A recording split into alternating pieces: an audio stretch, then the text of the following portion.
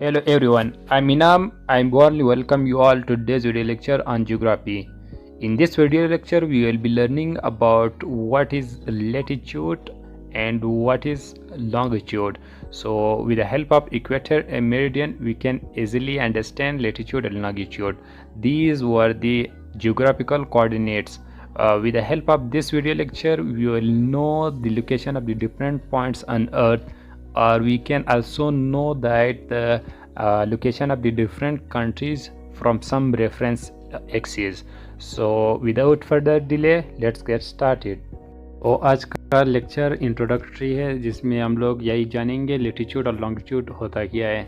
तो सबसे पहले हम लोग ये जानेंगे कि डिफरेंट लोकेशन या डायरेक्शन कौन सी होती है।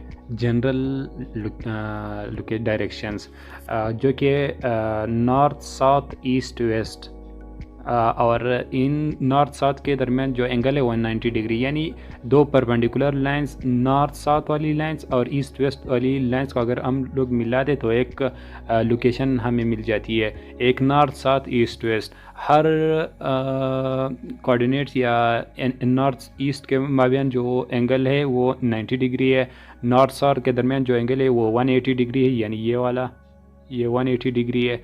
और नॉर्थ साउथ यानी इस साइड से अगर देखा जाए ये 180 डिग्री है, और नॉर्थ वेस्ट के दरमियान जो एंगल है वो भी 90 डिग्री है। इसी तरह वेस्ट और साउथ के दरमियान जो एंगल है वो भी 90 डिग्री, यानी ये एक रेक्टेंगुलर हमें कोऑर्डिनेट्स मिल जाती हैं, लोकेशंस मिल जाती है नॉर्थ साउथ ईस्ट वेस्ट।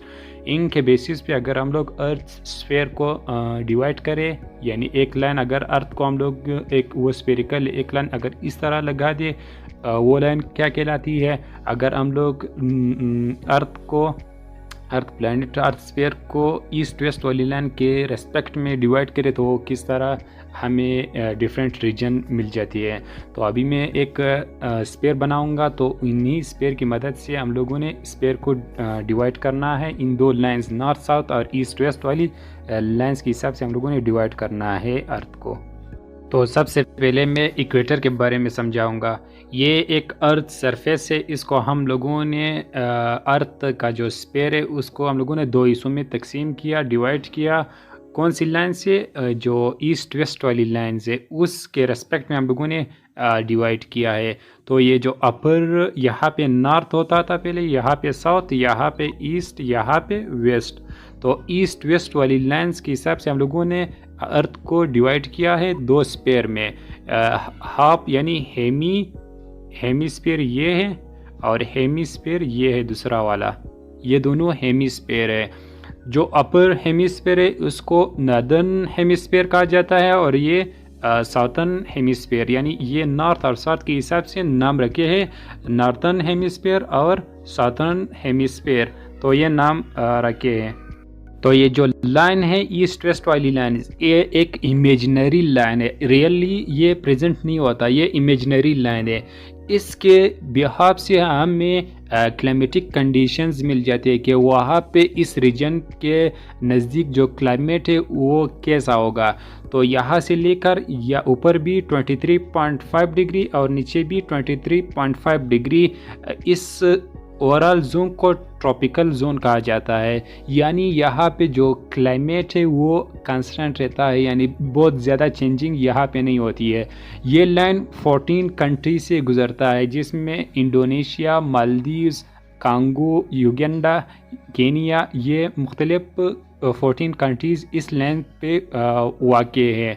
और इस जो अपर यहाँ पे 23.5 डिग्री अबव जो जोन है, या उसको ट्रॉपिक ऑफ कैंसर कहा जाता है, और यहाँ पे इस लाइन या इस जोन को ट्रॉपिक ऑफ कैप्रिकॉर्न कहा जाता है। ये आपने जाना 23.5 डिग्री पर ऊपर भी नीचे भी, यानी इस लाइन से 23.5 अगर हम लोग एंगुलर डिस्टेंस ले 23.5 डिग्री अपवर्ड और 23.5 डिग्री डाउनवर्ड, तो इस जोन को ट्रॉपिकल जोन कहा जाता है। यहाँ पे क्लाइमेट सेम होता है, यानी स्प्रिंग वगैरह नहीं आती है अक्सर, यानी एक ही मौसम यहाँ पे होता है, या बारिशें होती है या कोई सर्दी होती है, यानी ये मौसम क्लाइमेट सेम रहता है।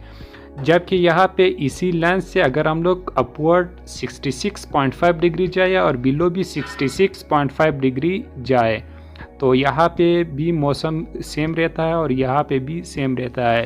तो इसको नॉर्थ पोल कहा जाता है और यहाँ पे साउथ पोल इसे कहा जाता है।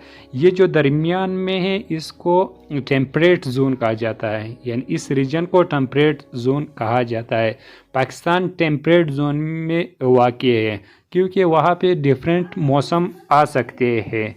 ये आपने इक्वेटर की मदद से डिफरेंट जोन्स को जाना कि यहाँ पे नॉर्थ पोल होता है, यहाँ पे साउथ पोल होता है और जिसे नॉर्थ फ्रिज कहा जाता है और यहाँ पे साउथ फ्रिज जोन कहा जाता है इस रीजन को, यानी ये वाली रीजन को फ्रिज जोन कहा जाता है और ऊपर वाली जो रीजन है उसको साउथ फ्रिज जोन कहा जाता है, यानी ये नॉर्थ फ्रिज जोन है और ये साउथ फ्रिज जोन है। यहाँ पे ये वाली जोन को टेम्पर्ड जोन कहा जाता है, टेम्परेट जोन। ये भी नॉर्थ टेम्परेट जोन है, ये साउथ टेम्परेट जोन है। यहाँ पे मौसम चेंज हो सकता है, डिफरेंट मौसम आ सकता है और इस रीजन को ट्रॉपिकल जोन कहा जाता है जो कि 2 लेयर्स या ट्रॉपिक से बना है। एक है ट्रॉपिक ऑफ कैप्रिकॉर्न, एक है ट्रॉपिक ऑफ कैंसर, ये से बना है। यानी अर्थ को हम लोगों ने 5 जोन में डिवाइड किया है on the basis of equator. तो ये जो ब्लैक लाइन है इसको इक्वेटर कहा जाता है। ये एक इमेजिनरी लाइन है, ये याद रखना आपने।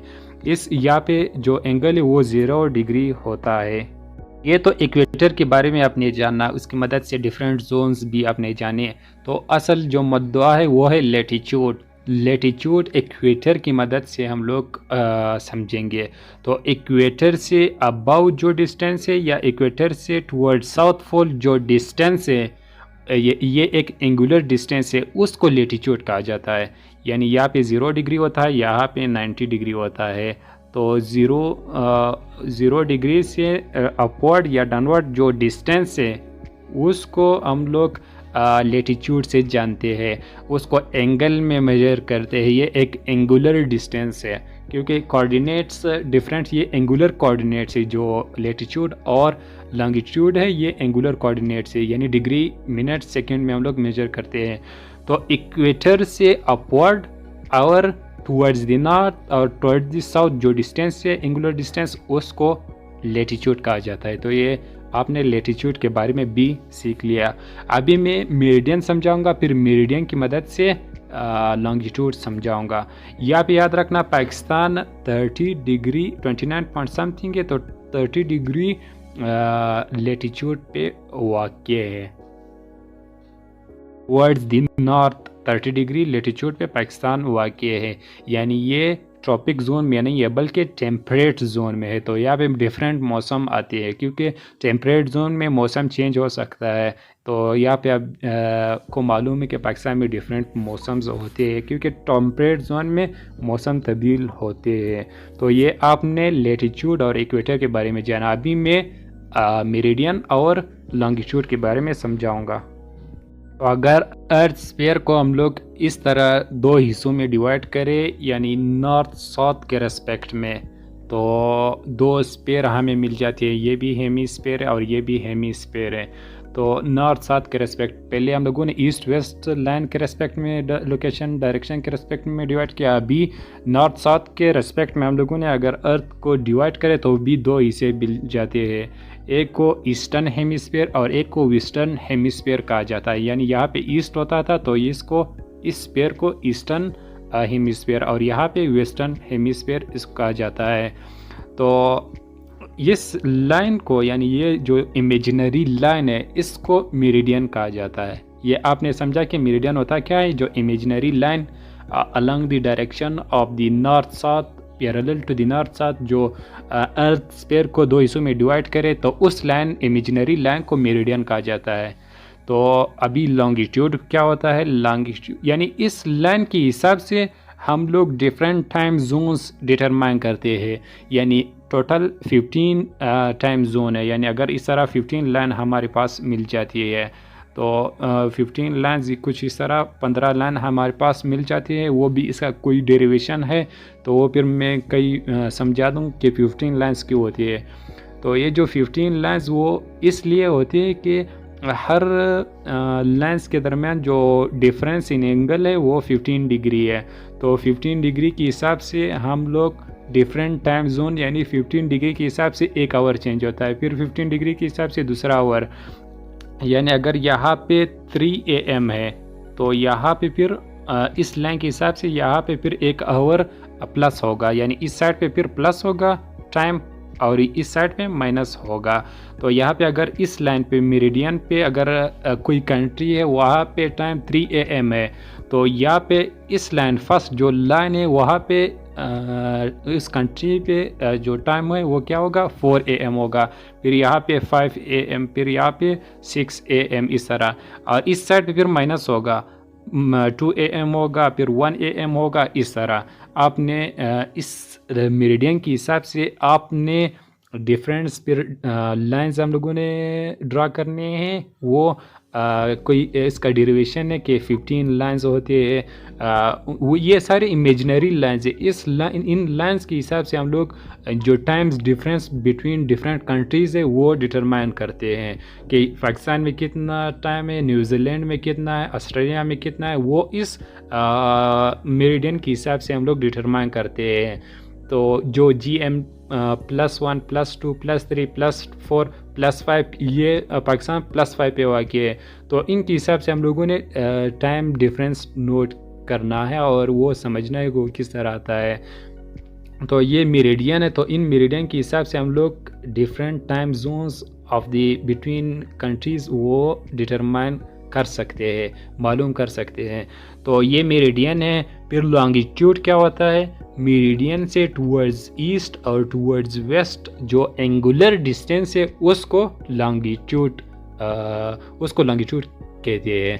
तो जिस तरह लेटीट्यूड था वो इक्वेटर से angular distance towards north pole toward the south pole उसको लेटीट्यूड कहा जाता था, लेकिन यहाँ पे मेरिडियन के रेस्पेक्ट से टुवर्ड्स ईस्ट और टुवर्ड्स वेस्ट जो एंगुलर डिस्टेंस है उसको लॉन्गिट्यूड कहा जाता है।